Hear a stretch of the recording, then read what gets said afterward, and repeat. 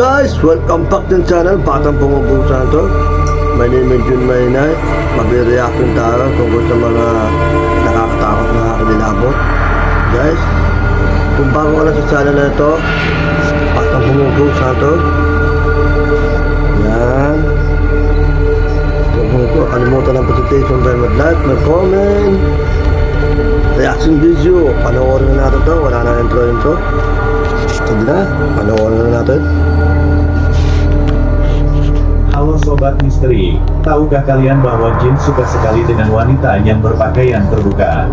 Atau wanita yang tidur dengan membiarkan auranya terbuka? Dan banyak sekali kejadian-kejadian seseorang yang telah diperkosa oleh jin. Dan inilah beberapa rangkuman orang yang diganggu oleh jin di saat tidur.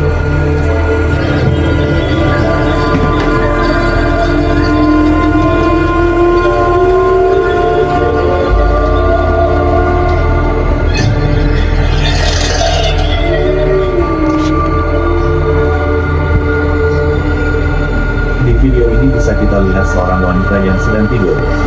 Ayan guys, baka panoorin nyo guys, baka anong ginagawa nitong multo to, kaya ibang lalang, baka may hindi magandang ginagawa niya. Meron ba nun? Mga multo ay manyakis. Pinapanood nyo yung mga nangyayari. Ayan guys, panoorin natin ito guys, sa mga manyakis dyan, mga multo. Panoorin mo guys, anong ginagawa niya. Tarik selimutnya dan si wanita itu tiba-tiba merintih seperti merasakan sesuatu. Guys, walang kukura pa, tingnan niyo mabuti.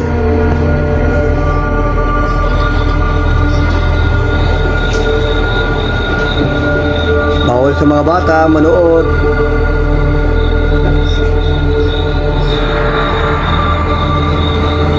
Kaya gagawin yung multo nito. Not alam kung elemento ba ang multo eh. Opo, na naman. Panoorin nyo guys ha. Walang kukura pa.